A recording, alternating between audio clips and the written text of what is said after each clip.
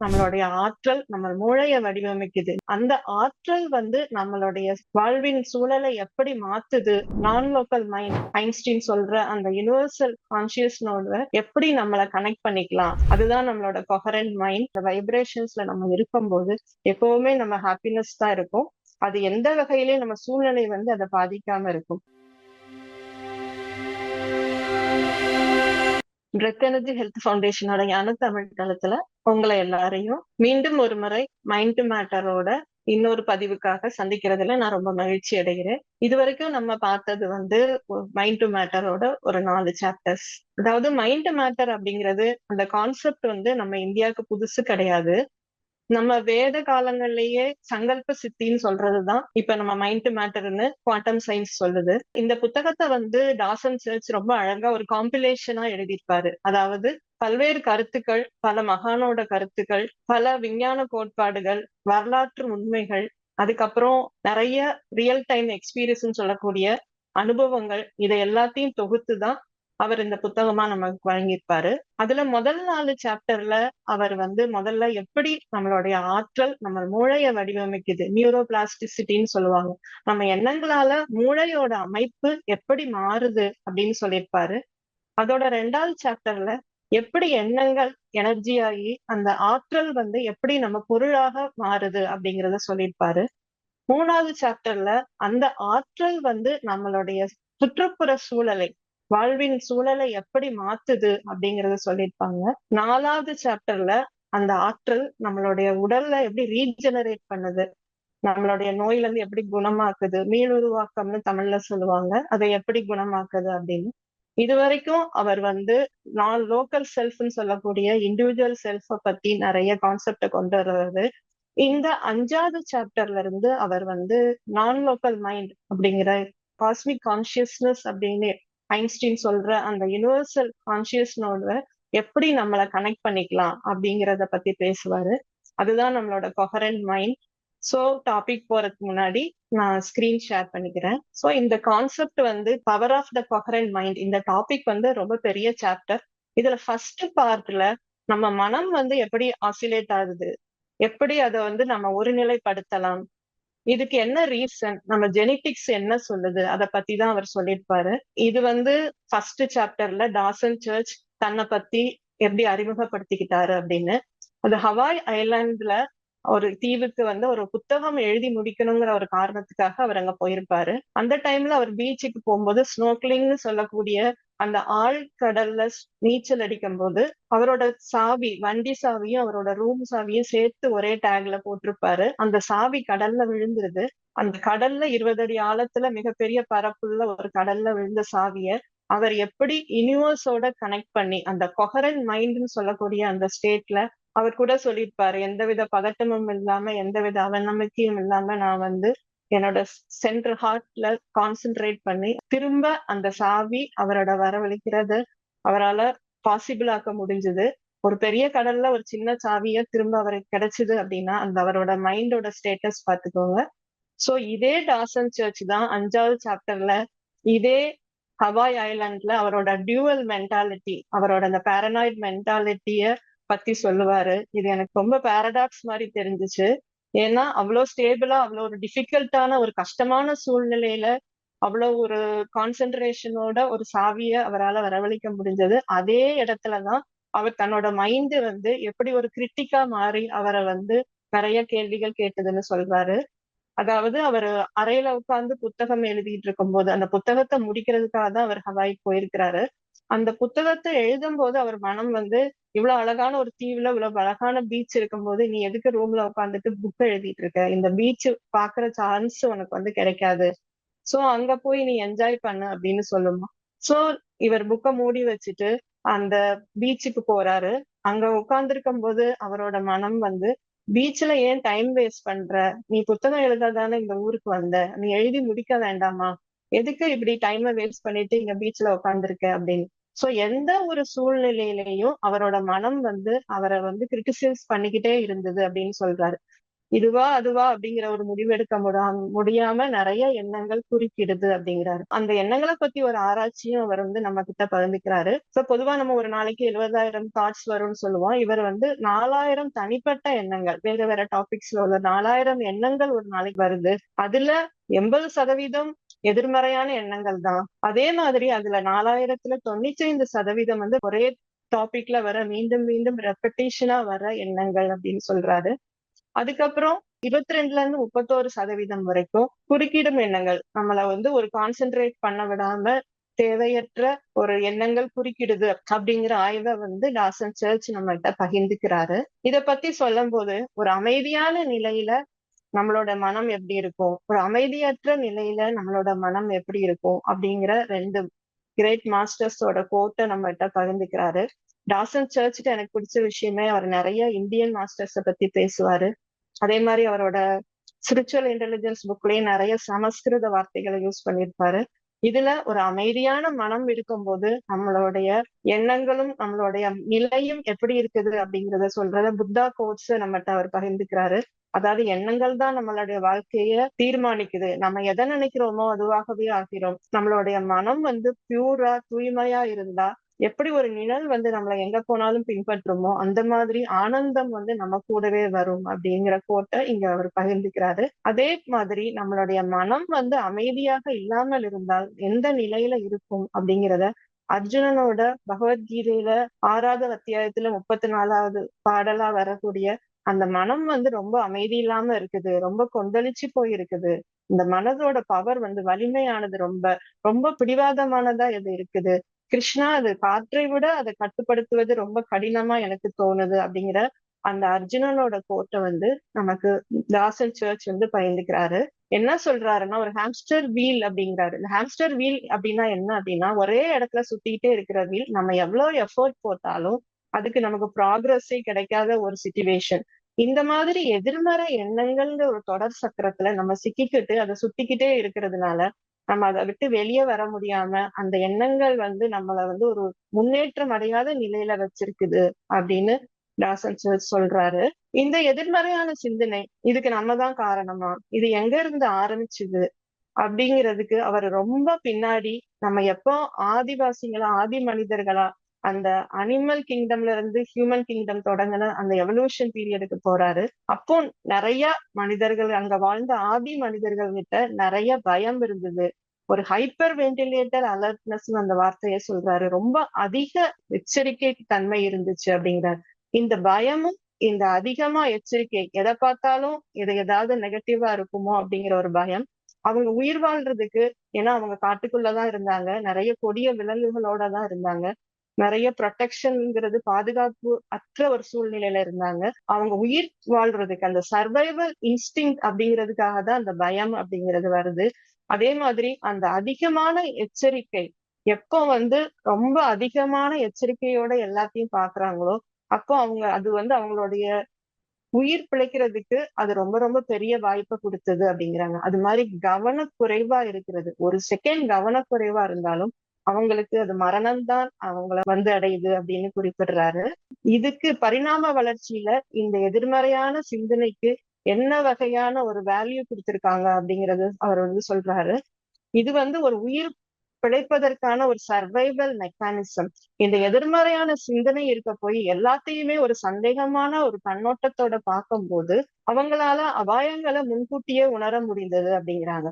அதே மாதிரி இந்த மீண்டும் மீண்டும் வரக்கூடிய ரெப்படேட்டிவ் தாட்ஸ், இந்த தாட்ஸ் வந்து அவங்க டெய்லி ஹண்டிங் போறதுக்கு, அவங்க டெய்லி உணவை அவங்களுடைய உடலை பராமரிச்சுக்கிறதுக்கு, இந்த தினசரி செயல்களை செய்யறதுக்கு இந்த ரெப்படேட்டிவ் தாட்ஸும், அபாயங்கள்ல இருந்து தப்பிக்கிறதுக்கு இந்த நெகட்டிவ் திங்கிங்கும் அவங்களுக்கு ரொம்ப ரொம்ப உதவியா இருந்தது அப்படிங்கிறாங்க. 2 சகோதரிகள் 1,00,000 ஆண்டுகளுக்கு முன்னாடி வாழ்ந்த 2 சகோதரிகள் கதை மூலம் நம்மளுக்கு வந்து இந்த பரிணாம வளர்ச்சியில இந்த பாதிப்புகள் எப்படி தொடர்ந்தது அப்படின்னு சொல்றாரு. இரு சகோதரிகளை ஹக் அண்ட் கக் அப்படின்னு அவரை வந்து மென்ஷன் பண்றாரு. அந்த ஹக்குங்கிற சகோதரி வந்து எல்லாத்தையும் ரொம்ப நேர்மறையான எண்ணத்தோட பாக்குறவங்க, எந்த சந்தேகமும் இல்லாம வாழ்க்கையிலேயே ஒரு பாசிட்டிவான ஒரு அப்ரோச்சோட வாழ்ந்துட்டு இருக்காங்க, எல்லாத்தையும் ரொம்ப அன்பா பழகுறாங்க, இயற்கையை நேசிக்கிறாங்க. இதற்கு எதிர்மாறா அந்த கக்குங்கிற சகோதரி வந்து எப்பவுமே எல்லாத்தையும் சந்தேக கண்ணோட்டத்தோடயே பார்த்துட்டு இருக்காங்க அப்படின்னா ஒரு கிளவுட்ல ஒரு சில்வர் லைனிங் இருந்தா அதை பார்க்காம அந்த டார்க்னஸ் தான் அவங்க பார்ப்பாங்க அப்படிங்கிறாங்க. சோ எந்த இடத்துலயுமே ரொம்ப அலர்ட்டா எப்பவுமே எல்லாரையும் சந்தேகப்பட்டுக்கிட்டு பாக்குறவங்க. சோ இந்த 2 சகோதரிகளும் ஒரு நாள் வந்து ஒரு காட்டுக்குள்ள சேர்ந்து போகும்போது ஒரு புலி வந்து புதர் மறைவுல இருந்து அவங்களை தாக்க வருது. இந்த கக்குங்கிற 2வது சகோதரி அவ எப்பவுமே அலர்ட்டடா இருக்கிறதுனால, எப்பவுமே ஒரு டேஞ்சரை எக்ஸ்பெக்ட் பண்றதுனால ஒரு நேனோ செகண்ட் அப்படிங்கிறாங்க, ஒரு ஃபிராக்ஷன் ஆஃப் அ செகண்ட்ல அந்த புலிட்ட இருந்து தப்பிச்சு ஓடி போயிடுறாங்க. அந்த ஹக்குங்கிற சகோதரிய அந்த புலி வந்து அடிச்சு சாப்பிட்டுருது. சோ இத என்ன சொல்றாரு அப்படின்னா டாசன் சர்ச், 2மே தவறுதான், சிந்தனை தவறுதான். புலி ஒரு மறைவுல இருக்கும்போது அது இல்லை அப்படிங்கிற ஒரு தாட்டை கொண்டு வர்றதும் தவறுதான். புலி அங்க மறைவுல இல்லாத போதே அது இருக்குங்கிற நினைச்சதும் தவறுதான். சோ இந்த 2 தவறுல முதல் தவறுக்கு இமீடியட்டா ஒரு அவுட்கம் வந்துருது. அவங்க இமீடியட்டா புலி எப்பாராம இருக்கும்போது அந்த புலி தாக்கி, உங்களுக்கு காட்டோட லா தெரியும், சர்வைவல் ஆஃப் த ஃபிட்டஸ்ட் அப்படிம்பாங்க. சோ எது வலிமையானதோ அதுதான் உயிர் வாழும் அப்படின்னு. சோ இந்த அலர்ட்னஸ் இல்லாததுனால இந்த மாதிரி ஒரு மென்டாலிட்டி இருக்கிறவங்க நீண்ட நாள் ஆயுளோட வாழ்றது இல்ல. அந்த காட்டுல நிறைய மிருகங்களுக்கு பலியாயிடுறாங்க அப்படிங்கிறாங்க. அந்த 2வது சகோதரி எப்பவுமே டேஞ்சரை எதிர்பார்த்துட்டு இருக்கிறதுனால அவங்களோட வாழ்க்கை நீண்ட காலம் தொடங்குது. அவங்களோட பரம்பரையில அவங்க வந்து நிறைய அந்த வாரிசுகளை அவங்க உருவாக்குறாங்க. சோ எப்பவுமே தவறானதையே தேடிக்கிட்டு எப்பவுமே குறைகளோட இருக்கிறது அந்த ஜெனட்டிக்ஸ்ல நேச்சுரல் செலெக்ஷன்பாங்க. அந்த பரம்பரையில வர வர அந்த ஜீன்ஸ் வந்து ஒரு நேச்சுரலா செலக்ட் ஆகி அந்த பாரம்பரியமா அந்த எல்லா பரம்பரையிலுமே அது வந்து ஒரு டாமினன்ட் ஜீன்ஸா மாறிக்கிட்டு இருக்கு.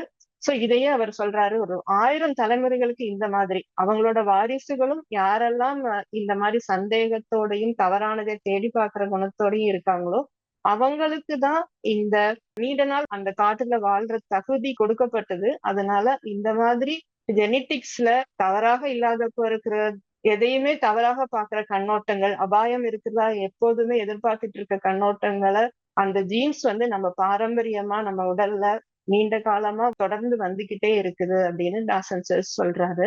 சோ இந்த பயமும் அதிக எச்சரிக்கையும் தலைமுறை தலைமுறையா வந்து இன்னைக்கு அது வந்து ஆன்சைட்டி அண்ட் ஓவர் திங்கிங்னு சொல்லக்கூடிய படபடப்பாகவும் ரொம்ப அதீதமான சிந்தனையாகவும் நமக்கு வெளிப்படுது. நம்மளுடைய கரண்ட் ஜெனரேஷன்ல அது வெளிப்படுது அப்படின்னு சொல்றாரு. சோ இதுக்காக அவர் சொல்றது நமக்கு தெரிஞ்ச ரொம்ப பரிச்சயமான ஒரு ஜென் கதை தான்.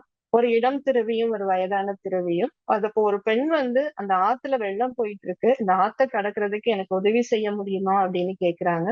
அந்த மூத்த துறவி வந்து அந்த பெண்ணை வந்து கையில சுமந்துட்டு போய் அக்கறையில இறக்கி விட்டுட்டு போறாரு. 2 பேரும் அவங்களோட பயணத்தை தொடங்குறாங்க. அந்த 2 துறவிகளும் வரும்போது அந்த இளைய துறவி மனதுல வந்து நம்ம சன்னியாசிகள் ஒரு பெண்ணை வந்து தொட்டு தூக்கலாமா, இவர் ஏன் இப்படி பண்றாரு அப்படிங்கிற ஒரு கோபம், ஒரு வெறுப்பு மனதுல அவர் சுமந்துகிட்டே வராரு. நீ கொஞ்ச தூரம் போனவன்னு அவர் அந்த மூத்த துறவிட்ட கேக்குறாரு, நம்ம எல்லாம் சன்னியாசிகள் தானே, எதுக்கு ஒரு பெண்ணை நீங்க சுமந்துட்டு வர்றீங்க அப்படின்னு. அதுக்கு அந்த மூத்த துறவி சொல்றாரு, மகனே நான் அந்த பெண்ணை வந்து அப்பவே ஆத்தங்கரையில இறக்கி விட்டுட்டேன், நீ ஏன் இன்னும் சுமந்துட்டு இருக்க அப்படின்னு. சோ இத பத்தி சொல்லும் போது டாசன் சர்ச் சொல்றாரு, நம்மளும் இப்படிதான் நம்மளோட பாஸ்ட வந்து மைண்ட்ல வச்சுக்கிட்டே இருக்கிறோம், அதை பத்தி கவலைப்பட்டுட்டே இருக்கிறோம், நம்ம எதிர்காலத்தை பத்தி ஒரு பயந்துகிட்டே இருக்கிறோம். இந்த மாதிரி சுமக்கிறதுனால நம்ம மனதுல வந்து இந்த தாட் லூப்னு சொல்லக்கூடிய ஒரு சுழல்ல வந்து நம்ம சிக்கிடுறோம். இந்த சுழல் வந்து நம்மளை எப்படி பாதிக்குது, நம்மளுடைய மனசு அமைதி வந்து ரொம்ப கெடுக்குது. அந்த ரீஜெனரேஷன் அப்படிங்கிற நம்ம செல் வந்து திரும்ப திரும்ப ரீஜெனரேட் ஆகுற தன்மையை வந்து அது குறைக்குது. இந்த ரீஜெனரேஷன் குறையறதுனால நம்ம நோயில இருந்து குணமடைகிற தன்மை ரொம்ப பாதிக்கப்படுது. அது மட்டும் அல்லாம நம்ம உடல்ல அந்த கார்டிசால், இத பத்தி நம்ம இந்த பதிவுல பின்பகுதியில பார்க்க போறோம். அந்த கார்டிசாலோட அளவு வந்து ரொம்ப ஸ்ட்ரெஸ் ஹார்மோன் சொல்லக்கூடிய அந்த கார்டிசால் அளவு வந்து ரொம்ப அதிகமாகுது. சோ எது வந்து நம்மளுக்கு ஒரு சர்வைவல்காக நமக்கு கொடுக்கப்பட்டதோ, எந்த கேரக்டர் வந்து அந்த காட்டுவாசிகள்ல அவங்களோட உயிர் வாழ்றதுக்காக டெவலப் ஆச்சோ அந்த கேரக்டர் வந்து இன்னைக்கு நம்மளுக்கு ஒரு பெரிய எதிரியா இருக்குது அப்படின்னு சொல்றாங்க. இந்த டைம்ல நம்ம மூளையில இருந்து மைண்ட பத்தி அவர் சொல்றதுனால அவர் சொல்றாரு, இந்த மைண்ட் எப்பவுமே பீட்டா வேவ்ஸ்ல இருக்கும். இந்த பீட்டா வேவ்ஸ் அப்படிங்கிறது நம்ம முன்னாடி மூளை அலைகளை பத்தி பார்க்கும்போது நிறைய பார்த்திருக்கோம். இந்த பீட்டா வேவ்ஸ் வந்து எப்பவுமே நம்மளுடைய பயத்தோட சம்பந்தப்பட்டது. அதாவது அந்த பயம் வந்து முன்னோர்களை உயிரோட வச்சிருந்தது. ஆனா இப்ப வந்து அந்த எதிர்மறையான சிந்தனை நமக்கு எவ்வாறெல்லாம் நம்மளை பாதிக்குது அப்படிங்கறதுதான் நம்ம பார்க்க போறோம். சோ இதுக்காக ஒரு விஞ்ஞான ஆராய்ச்சியை நம்மகிட்ட சொல்றாரு. கிட்டத்தட்ட 70,000 பேர், 68,222 பேரை வச்சுட்டு வருஷமா ஆராய்ச்சி பண்ணதுல ஒரு மைல்டு அளவுல ஒரு ஆன்சைட்டி இருந்துச்சுன்னா, ரொம்ப கம்மியான ஒரு பதட்டம் இருந்தா கூட அது வந்து நம்மளுடைய மரண அபாயத்தை வந்து 20% அதிகரிக்குது அப்படிங்கிறாங்க. ஒரு மைல்டு ஆன்சைட்டிக்கே இந்த அளவு பாதிப்புனா நம்மளோட பீக்ல போற அந்த ஆன்சைட்டி லெவலுக்கு எவ்வளவு பாதிப்புகள் இருக்கும் அப்படிங்கறத நான் உங்ககிட்டயே யோசிக்கிறதுக்கு விட்டுறேன். சோ எதனால இந்த ஸ்ட்ரெஸ் நமக்கு வருது அப்படிங்கிறதுக்கு அவர் கெமிக்கல்ஸ், 2 நியூரோ கெமிக்கல்ஸ் சொல்றாரு. சோ அட்ரீனலின் அண்ட் கார்டிசால், இது முன்னாடியே நம்ம பாத்துறதுதான். அட்ரீனலின் வந்து ஃபைட் ஆர் ஃபிளைட் ஹார்மோன் அப்படிம்பாங்க. அது வந்து உடனே நம்ம ஸ்ட்ரெஸ்ன்னு நம்ம ஐடென்டிஃபை பண்றதுக்கு முன்னாடி நம்மளுடைய உடம்புல வந்து அது சுரந்துரும் அப்படிங்கிறாங்க. ஜஸ்ட் 3 செகண்ட்ஸ்ல அந்த ஹார்மோன் சுரந்துரும். அந்த ஹார்மோன் சுரந்த உடனே ஒண்ணு தப்பிச்சு ஓடணும், இல்லாட்டி எதிர்த்து நின்னு போராடணும். இந்த 2 ஆப்ஷனுக்காக நம்ம பாடி வந்து தயாராகுது. நம்மளுடைய ஹார்ட் பீட் வந்து ரொம்ப அதிகரிக்குது. நம்மளுடைய பிளட் கேப்லரிஸ் வந்து சுருங்குது. ஏன்னா அவங்களுக்கு அப்ப அந்த சுருங்குறதுனால மூளைக்கு போற ரத்தம் குறையுது, ஆக்சிஜன் குறையுது. நம்ம நுரையீரல் வந்து நிறைய எக்ஸ்பேண்ட் ஆகி ஆக்சிஜனை உள்ள இழுக்குது. ஏன் அப்படின்னா இது பாடிக்கு ஒரு எனர்ஜி கொடுக்கறதுக்காக, தப்பிச்சு ஓடுறதுக்கோ இல்லாட்டி சண்டை போடுறதுக்கோ ஒரு எக்ஸ்ட்ராடினரி ஸ்ட்ரென்த் கொடுக்கறதுக்காக இந்த விளைவுகள் நம்ம உடம்புல நடக்குது. இதே நேரத்துல நம்மளுடைய சிந்திக்கிற திறன், அந்த வைட்டல் ஆர்கன்ஸ் சொல்லக்கூடிய அந்த முக்கியமான ஆர்கன்ல நோய் குணப்படுத்துற திறன் எல்லாமே தடையாயிருது. ஏன்னா நம்ம தப்பிச்சு ஓடுறதுதான் அதோட மெயினான குணம். சோ இதோட பேரலா இருக்கிறது இன்னொரு ஸ்ட்ரெஸ் ஹார்மோன். இது ஒரு கார்டிசால் அப்படிங்கிறது. இது வந்து நம்மளுடைய உடலோட சர்க்காடியன் ரிதத்தோட சம்பந்தப்படுத்தி சொல்லுவாங்க. அதாவது இந்த ஹார்மோன் வந்து ரொம்ப நீண்ட நேரத்துக்கு நம்ம உடம்புல அதோட அப்ஸ் அண்ட் டவுன்ஸ் இருக்கும். சோ இது வந்து நம்ம தூக்கம் கண் விழிக்கிற நேரத்துல கொஞ்சம் கொஞ்சமா கூடி, நீங்க பாத்தீங்கன்னா இந்த பிளாக் கலர் வந்து கார்டிசால், இந்த ரெட் கலர் மெலட்டோனின் அது இப்ப நமக்கு தேவையில்லை. சோ இது 6 o'clock காலையில 6 மணி, 4 மணில இருந்து இது கூட ஆரம்பிக்கும். 6 மணி 8 மணிக்கு நம்ம இந்த உலகத்தை சந்திக்க தயாராக இருக்கும்போது எண்ணங்கள், நம்மளுடைய அலுவலக பணிகளோ வேலைகளோ வேற எதுவோ அந்த எண்ணங்கள்லாம் நம்ம மனதை நிரப்பும் போது இந்த கார்டிசாலோட லெவல் வந்து பீக்ல இருக்கும். அதுக்கப்புறம் கொஞ்சம் கொஞ்சமா நம்மளுடைய வேலைகள் பார்க்க பார்க்க குறைந்து குறைந்து நைட்டு நம்ம தூங்க போற நேரம் அப்படிங்கிற 9 to 12 ரொம்ப குறைஞ்சு 3 மணி 3:30 வரைக்கும் கூட அது குறைஞ்சிருக்கும் அப்படிங்கிறாங்க. இந்த கார்டிசால் திரும்ப ரைஸ் ஆற நேரம் தான் நம்ம பிரம்ம முகூர்த்தமா நம்ம வேதங்களும் நம்மளுடைய பாரம்பரியமும் சொல்லுது. இந்த கார்டிசால் ரைஸ் ஆகிற நேரம் நம்ம உலக வாழ்க்கையை சந்திக்க போற அந்த எண்ணங்கள் உள்நுழைற நேரத்துல நம்ம நிறைய பாசிட்டிவ் அஃபர்மேஷன், நிறைய மெடிடேஷன், அந்த மாதிரி நம்ம மனதை அமைதிப்படுத்தக்கூடிய விஷயங்களை அந்த நேரத்துல செய்யும் பொழுது அதோட பலன் வந்து ரொம்ப அதிகமாகும் அப்படிங்கிறது விஞ்ஞான பூர்வமான இது நிரூபிக்கப்பட்டிருக்கு இந்த கார்டிசாலால. இந்த கார்டிசாலோட நேச்சுரல் ரிதமே ஒரு நாள் ஃபுல்லா ஒரு டே அண்ட் நைட்ல கூடி கூடி குறையுது. ஆனா இந்த கார்டிசால நம்ம அப்படி இருக்கிறதுக்கு விடுறது இல்ல. நம்ம கவலைப்பட்டு கவலைப்பட்டு இந்த கார்டிசாலோட லெவலை ரொம்ப அதிகமா ஏத்திக்கிறோம். சோ இது நீண்ட காலமா வந்து அந்த அதிகமான கார்டிசால் நம்ம உடம்புல இருக்கும்போது அது அவர் லிஸ்டே போட்டிருப்பாரு டாசன் சர்ச், என்னென்ன டிசீஸ் வருதுன்னு. அதுல எந்த ஒரு டிசீஸையும் அவர் விட்ட மாதிரி எனக்கு தெரியல. சோ அதுல கொஞ்சம் முக்கியமானதை நம்ம பார்க்கலாம். அதிகமான கார்டிசால் இருக்கும்போது நம்மளுடைய ஹார்ட் பீட் ரொம்ப ஃபாஸ்டா இருக்கும். பிளட் பிரஷர் வந்து ரொம்ப ஜாஸ்தியாகும். நிறைய ஹார்ட்ல பிரச்சனைகள் இதனால வரும். மெயினா அந்த கார்டிசால் குறையிற நேரத்துல நம்ம பீக்ல வச்சிருக்கிறதுனால அது குறைஞ்சாதான் நம்ம பாடி ரிலாக்ஸ் ஆகி தூக்கம் வரும்.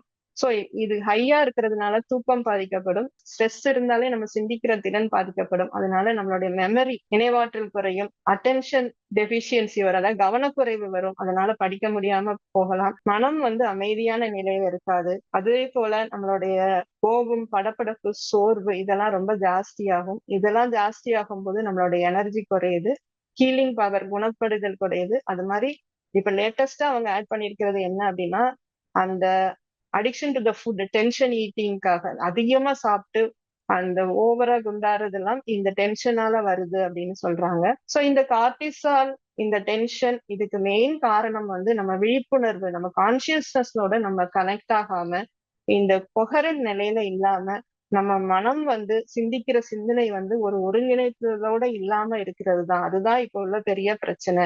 நம்ம வேர்ல்டுல வந்து அது சமூக ரீதியான, அரசியல் ரீதியான, பொருளாதார ரீதியான பிரச்சனைகளை விட இந்த விழிப்புணர்வு ரீதியான பிரச்சனை வந்து நம்மளோட ரொம்ப அதிகமா இருக்கு அப்படின்னு விஞ்ஞானிகள் சொல்றாங்க. சோ இப்ப நம்ம வந்து பிரச்சனைகளை பத்தி பார்த்தோம். அதுல இருந்து எப்படி வெளியே வருது, எந்த நிலையில இருந்தா நம்ம அதுல இருந்து வெளியே வரோம், அதுக்கான சொல்யூஷனா டாசன் சர்ச்சும் நம்மளுடைய ஸ்பிரிச்சுவல் நாலேஜ் நமக்கு கொடுக்கறது என்ன அப்படின்னா கொஹரன்ஸ். இந்த கொஹரன்ஸ் வந்து நம்மளுடைய பாடி, மைண்ட் அண்ட் சோல், ஹார்ட் எல்லாமே ஒரு ரிதம்ல, ஒரு ஆர்கெஸ்ட்ரா மாதிரி அப்படின்னு சொல்றாங்க. சோ நம்மளுடைய மனம், செயல், உணர்வுகள் எல்லாமே ஒருங்கிணைந்து ஒரே வைப்ரேஷன்ல ஒன்னா இணைந்து செய்யறதுதான் இந்த கொஹரன்ஸோட அர்த்தம். இந்த கொஹரன்ஸ் மைண்ட் வந்து எப்படி இருக்கும் அப்படிங்கிறதுக்காக அவர் வந்து லைட்டை வந்து கம்பேர் பண்றாரு, பவர் ஆஃப் கொஹரன்ஸ். இப்ப நம்ம ஒரு எல்இடி லைட் எடுத்துக்கிட்டா, ஒரு 60 வாட்ஸ் பல்ப் எடுத்துக்கிட்டோம்னா அது ஒரு 10% எனர்ஜியை தான் யூஸ் பண்ணுது.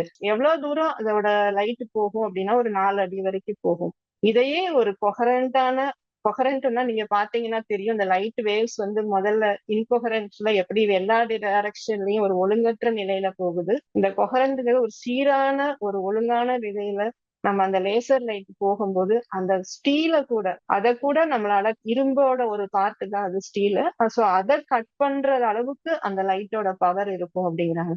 இதுக்கும் மேல போய் அவர் வந்து இந்த லேசர் லைட்டோட பவரை சொல்றாரு. 0.005 வாட் பவர் இருக்கிற ஒரு லேசர் லைட் வந்து 20 கிலோமீட்டர்ஸ்க்கு அதை பாஸ் ஆன் பண்ண முடியும். இதே விஞ்ஞானிகள் யூஸ் பண்ற 1 ட்ரில்லியன் வாட் பவரோட லைட் வந்து ஒரு சந்திரனுக்கே போய் பூமிக்கு ரிஃப்ளெக்ட் ஆகிற அளவுக்கு, அந்த அளவுக்கு பவர் இருக்கும். சோ ஒரு கொஹரண்டான உள்ள ஒரு லேசருக்கு எந்த பவர் இருக்கோ அதை விட பல மடங்கு வந்து நம்மளுடைய கொஹரண்டா நம்மளுடைய மனம், நம்மளுடைய மூளை, நம்மளுடைய இதயம், நம்மளுடைய உடல் செயல்படும் போது பல மடங்கு பவர் வந்து அது கிடைக்கும் அப்படிங்கிறார். இத பத்தி பேசினதுல விஞ்ஞானிகள்ல ரொம்ப முக்கியமானவங்க வந்து ஆல்பர்ட் ஐன்ஸ்டைன். இவர் தான் யூனிஃபைடு ஃபீல்ட் தியரியை கொண்டு வந்தவர். எல்லாருமே நம்மளுடைய பிரபஞ்சத்தோட கனெக்ட் ஆனவங்க தான் அப்படின்னு நான் நினைக்கிறேன். காடுன்னு ஒரு வார்த்தை முதல்ல சொன்ன ஒரு விஞ்ஞானி இவரா தான் இருக்கணும். நிறைய அவர் காடை பத்தி பேசுவாரு, அவரோட காஸ்மிக் கான்சியஸ்னஸ் பத்தி பேசுவாரு. அவர் என்ன சொல்றாருன்னா, கான்சியஸ்னஸ் வந்து நம்மளோட தனிப்பட்டது கிடையாது. இதுலதான் அவங்க வந்து லோக்கல்ல இருந்து நான் லோக்கல் மைண்டுக்கு ஷிஃப்ட் ஆறாங்க. சோ நம்மளோட தனிப்பட்ட மூளைக்குள்ள இருக்கிற விஷயம் கிடையாது, இது பிரபஞ்சத்தோட ஒரு கேரக்டர் அப்படின்னு சொல்றாங்க. சோ இந்த கொஹரன்ஸ் எப்படி இருக்கும்? சோ இது நம்மளோட நேச்சரான நிலை. இதுக்காக நம்ம சிரமப்படவே வேண்டாம். நம்மளோட இயல்பு எதுவோ அப்படி இருந்தா அந்த நம்ம கொஹரண்டா இருக்கலாம் அப்படிங்கறதுதான் முத நமக்கு சொல்ற செய்தி. சோ அதாவது நம்மளுடைய நிலையான ஒரு உயர்வு தாழ்வு இல்லாத ஒரு சமமான ஒரு நேர்கோட்டுல இருக்கிற மாதிரியான மனநிலை இருக்கும்போது அந்த கொஹரன்ஸ் நமக்கு கிடைக்கும். இந்த கொஹரன்ஸ் வந்து எந்த வகையிலயும் ஒரு பொருள் சார்ந்தது கிடையாது. எந்த பொருளாலையும் நம்மளால மன அமைதியை தர முடியாது அப்படிங்கிறாங்க. இதுக்கு என்ன சொல்றாங்கன்னா, நமக்கு ஒரு பவர்ஃபுல்லான ஒரு செல்போன் நம்ம வாங்கி வைக்கிறோம்.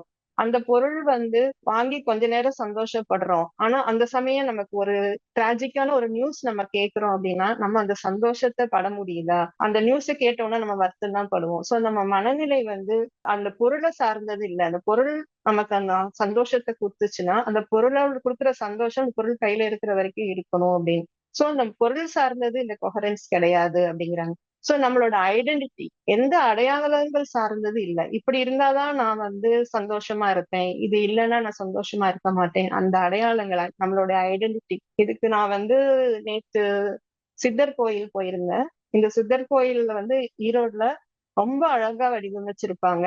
நானும் வடிவேல் மாஸ்டரும் நிறைய வாட்டி பேசியிருக்கோம். இது வந்து ஒரு அஸ்டால் மாஸ்டர் தான் இதுல வந்து செஞ்சிருக்கணும், இது வந்து ஹியூமன் எஃபர்ட்டே கிடையாது. அந்த அளவுக்கு ஸ்பிரிச்சுவல் நாலேஜ் அங்க எழுதி அவங்க பேப்பர்ல ஃபுல்லா ஒட்டியிருப்பாங்க. நேத்து நான் போகும்போது அந்த கோயிலை கட்டினவரை பாக்குற சந்தர்ப்பம் எனக்கு கிடைச்சிச்சு.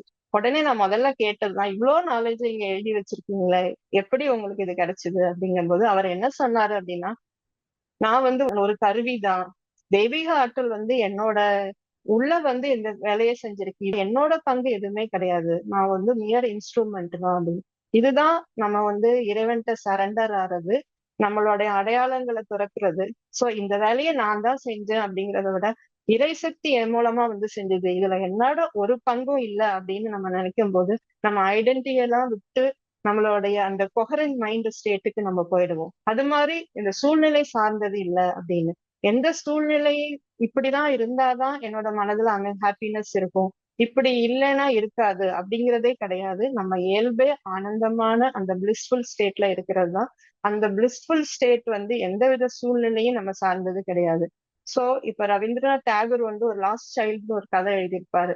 அந்த கதையில வந்து ஒரு குழந்தை வந்து ஒரு அப்பா கூட ஒரு திருவிழாக்கு போகும். அங்க எல்லாத்தையும் பார்த்து கேட்டுட்டே வரும். அப்ப காசு இருக்காது. அவங்க அப்பா வாங்கி தர மாட்டாங்க. கொஞ்சம் தூரம் போன உடனே அந்த கூட்டத்துல அந்த குழந்தை தொலைஞ்சு போயிருது. சோ அதே அப்ப ஒரு போலீஸ்கார் வந்து அவங்க அப்பாவை தேடி அந்த குழந்தைய கூட்டிட்டு வராரு. சோ அவர் வந்து ரொம்ப அழுத அந்த குழந்தைய பார்த்து டைவர்ட் பண்றதுக்காக இது என்னெல்லாம் கேக்குதோ அதெல்லாம் உனக்கு வேணுமா நான் வாங்கி தரேன்னு சொல்லுவாங்க. சோ அந்த குழந்தை எதுவுமே வாங்கிக்காது. சோ இது சிம்பாலிக்கா என்ன சொல்லுவாங்கன்னா, நம்ம எப்பவுமே இந்த இறைத்தன்மையோட கனெக்ட் பண்ணியிருக்கும் போது நம்ம வாழ்க்கையோட ஒவ்வொரு அம்சத்தையும் நம்மளால வந்து அனுபவிக்க முடியும். அதே இறைத்தன்மையில இருந்து நம்ம கொஹரன்ஸ்ல இருந்து நம்ம விலகும் போது அதே சிச்சுவேஷன் தான் பட் நம்மளால அனுபவிக்க முடியாது அப்படின்னு. ஸோ இந்த கொஹரன்ஸ் ஸ்டேட் வந்து நம்மளோட இயல்பான தன்மையா எப்பவுமே நம்மளுடைய அந்த பிரபஞ்சத்தோட நம்மளை இணைக்கிற அந்த வைப்ரேஷன்ஸ்ல நம்ம இருக்கும்போது எப்பவுமே நம்ம ஹாப்பினஸ் தான் இருக்கும். அது எந்த வகையிலயும் நம்ம சூழ்நிலை வந்து அதை பாதிக்காம இருக்கும்.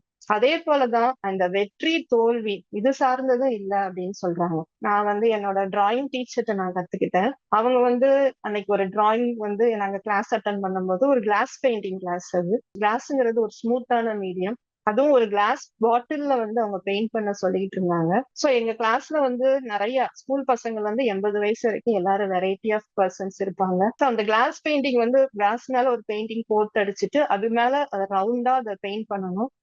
டைரக்ட் பெயிண்டிங்னா நம்மளுடைய ஸ்கெட்சிங்கோ எதுவுமோ பண்ண முடியாது. இப்போ ஒரு ஸ்டூடெண்ட் வந்து ஒரு வார்த்தை சொல்றா, மேம் ஐ broke த பாட்டில் அப்படின்னு. சோ எனக்கெல்லாம் அதை கேட்டோன்னு கொஞ்சம் கஷ்டமா இருந்துச்சு. இமீடியட்டா ஆனா எங்க மேம் வந்து என்ன சொன்னாங்க அப்படின்னா, go dance and enjoy your failure அப்படின்னாங்க. சோ இது எனக்கு ரொம்ப ஆச்சரியமா இருந்தது. That those words captivated my heart.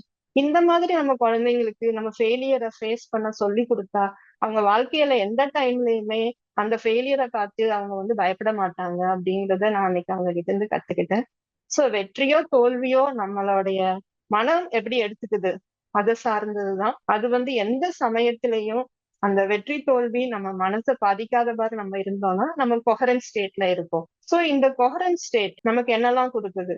நம்மளுடைய லேசர் மாதிரியான போக்கஸ் அப்படின்னு டார்சன் சொல்றாரு. சோ ஒருமுகமான சக்தி, ரொம்ப சிந்தனையில ஒரு கிளாரிட்டி ஆஃப் மைண்ட்னு சொல்லக்கூடிய ஒரு தெளிவான சிந்தனை. சோ நிறைய செயல்திறன், நிறைய எனர்ஜெட்டிக்கா நிறைய வேலைகளை செய்யக்கூடிய செயல்திறன், உணர்ச்சிகளை வந்து ரொம்ப சமமா வச்சுக்கிறது, எப்படி நம்ம பிரச்சனைகளை சால்வ் பண்றதுக்கான சொல்யூஷனை நம்ம மூளையில ஒரு சொல்யூஷனை தேர்ந்தெடுக்கக்கூடிய ஒரு தீர்க்கமான ஒரு மனநிலை, இதெல்லாம் தான் இந்த கொஹரண்ட் மைண்ட் வந்து நமக்கு கொடுக்குது. சோ இந்த கொஹரண்ட் மைண்ட் வேணும் அப்படின்னா நம்ம ஹையர் வைப்ரேஷன்ஸ், நிறைய கிராட்டிடியூட், நம்ம நிறைய கிராட்டிடியூட்னா இறைவனுக்கு மட்டும் கிராட்டிடியூட் இல்ல, நம்மளுடைய சக மனிதர்களுக்கு. ஒரு சாப்பாடை சாப்பிடுறோம் அப்படின்னா அந்த விவசாயிகள் இருந்து அந்த சாப்பாடு வந்து பல மக்களோட ஒரு கோஆபரேஷன் இல்லாம நமக்கு வராது. நம்ம எப்பவுமே கிராட்டிடியூட்னா கடவுளுக்கு தான் கிராட்டிடியூட்னு நினைச்சிட்டு இருக்கோம். சோ நம்ம சக மனிதர்கள்ட்டையும் அந்த கடவுள் தன்மையை பார்த்து ஒவ்வொரு விஷயங்களையும் அவங்களுக்கு நன்றியோட இருக்கிறது. அஃப்கோர்ஸ் மெடிடேஷன்னா எல்லாத்துக்கும் பேசிக். கொஹரன்ஸ் மைண்டுக்கு வெரி பேசிக் இஸ் மெடிடேஷன். அதுக்கப்புறம் நம்ம அந்த வைப்ரேஷனை ரைஸ் பண்றது நம்மளுடைய unconditional love towards divine. Divine is our constant companion அப்படின்னு சொல்லுவாங்க. நம்ம எப்போ எந்த மூலத்துல இருந்து வந்தோமோ கல்லுல இருந்து நம்ம ஒரு எவல்யூஷன் வரும்போது நம்மளோட திரும்ப அங்க போற வரைக்கும் நம்ம எல்லா ஜென்மத்திலையும் நம்ம கூட வர்றது அந்த இறைசக்தி மட்டும்தான். That is your constant companion அப்படின்வாங்க. ஸோ இறைசக்தியோட நம்ம எப்பவுமே கனெக்ஷன்ல இருந்தோம் அப்படின்னா அன்கண்டிஷனல் லவ் வந்து நமக்கு வரும். அதுக்கு மேல நம்மளுடைய கிராட்டிடியூட், நன்றி உணர்வு, அதுக்கப்புறம் அக்செப்டன்ஸ், எந்த சூழ்நிலையும் ஏத்துக்கிற ஒரு மனோதிடம், இதெல்லாம் நம்ம வைப்ரேஷனை ரைஸ் பண்ணும். அதே மாதிரி லோயர் வைப்ரேஷனா நம்மளுடைய கோபம், நம்மளுடைய வெறுப்பு, நம்மளுடைய வலிகள், நம்மளுடைய கில்ட், பயம், நம்மளுடைய ரெக்ரெட் இதெல்லாம் விடும்போது நம்மளாலையும் கொஹரண்ட் மைண்ட் ஸ்டேட்ல இருந்து எப்பவுமே ஒரு ஹாப்பினஸா பிளிஸ்ஃபுல் ஸ்டேட் அப்படிங்கிறாங்க. அதாவது நம்மளோட ஆனந்தமான நிலையில நம்மளால இருக்க முடியும்னு நான் நினைக்கிறேன். சோ இவ்வளவு நேரம் பொறுமையா கேட்டுட்டு இருந்ததுக்கு உங்களுக்கு எல்லாருக்கும் ரொம்ப நன்றி. Thank you masters.